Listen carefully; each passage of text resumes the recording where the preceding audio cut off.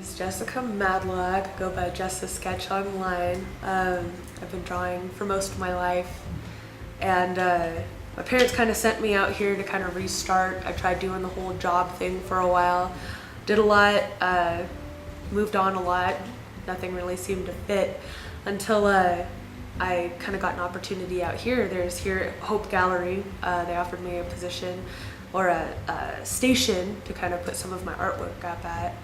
And I started with drawings. I have quite a few kind of sitting around. But then I realized that everything in here is all kind of big things going on. And so I decided to kind of make some smaller things, make some things out of something natural, something from Ellensburg, from the East. So I kind of came up with ditch necks. And they're just simple things like, bones I find, rocks, sand, river stone, even samples of river water. And I put them in jars, I decorate them, I seal them, I paint them, and just make a little souvenir for someone to take home.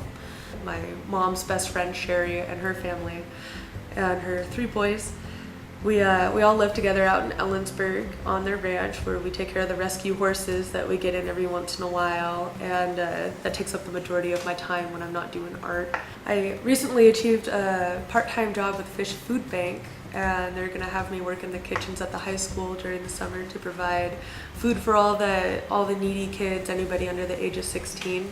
So I do henna tattoos. And henna tattoos are a temporary tattoo. They last 2 to 3 weeks, so kind of a long-term temporary sort of thing. And it's just a paste that comes from a plant that's grown in Saudi Arabia, Middle Eastern sort of area.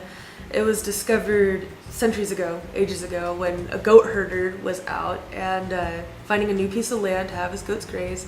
They started turning brown within a couple of days and found a plant that they were eating, the henna plant. And as they ate it, it made their hair turn brown.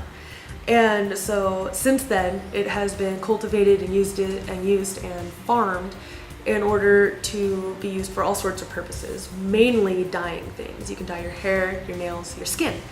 And so it has been used in a lot of ceremonial purposes, such as weddings, coming of age, all sorts of different sort of party sort of things.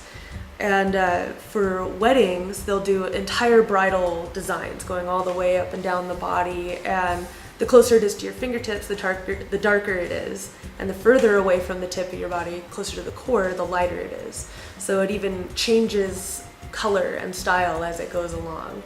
This is a very old one. It is about 2 to 3 weeks old, and it's already started to fade a bit.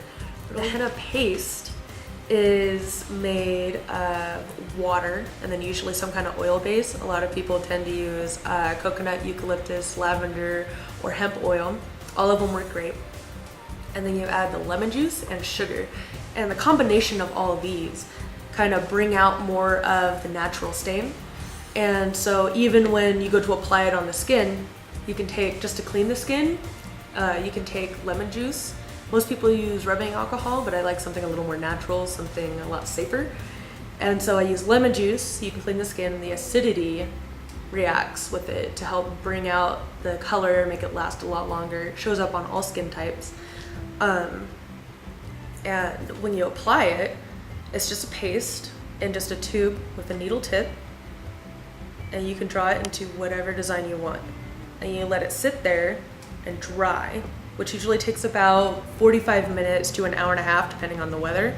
The drier it is and the sunnier it is outside, the better your tattoo is gonna be. The sun is great for these. So you let it sit and let it dry, and when it gets to that point, it's gonna start cracking and falling off. And when that happens, you're gonna have a bright orange design where the henna used to sit. And then over the next couple of days, that tattoo is gonna darken to a deep brown.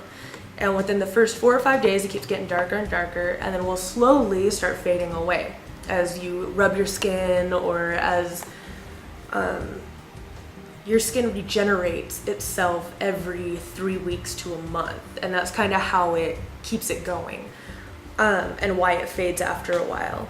So as it's fading, you can actually make it last longer. I've had people make it last up to 2 months, and that's just by protecting it. So when you get in the shower or go swimming, you can take chapstick, Vaseline, pretty much anything waterproof, just kind of cover it up, Take a shower, don't touch it. When you get out, just wipe it off, and that'll keep any of the chemicals or the friction from rubbing it off and making the skin cells last a lot longer. All right, so next weekend we're going to be down at Moses Lake. I'm sure everybody's heard about the concerts going out there. There's going to be Heart is going to be there, Joan Jett and Blackheart, Five Finger Death Punch, and a few others that I probably cannot rattle them all off right now. But we're actually going to be down there at that event, and we're going to be in the big double white booth that has a big banner that says Henna Tattoos across the top. We're going to be there Friday, Saturday, Sunday. Look for the yellow and black signs, because I'm sure there's going to be a few other booths out there. There is actually quite a bit of a competition. During the weekends after June 12th, we're going to have the market here at Hope Gallery. And I'm going to be right out front here doing my henna tattoos just for the locals, whoever wants to come by and have some fun and hang out, get a tattoo, go over to the Redbird, get some coffee. Just a good weekend. Yeah, you can find me on Facebook. I'm Just a Sketch, freelance artist. My little icon is a purple guitar that I painted way back when I was 15 and I had my wisdom tooth removed. Had nothing to do that weekend, so I painted. And I just got that started. I only have pretty much friends and family right now sharing and viewing my stuff, but I'm hoping to expand a little more here soon, especially after restarting henna this summer.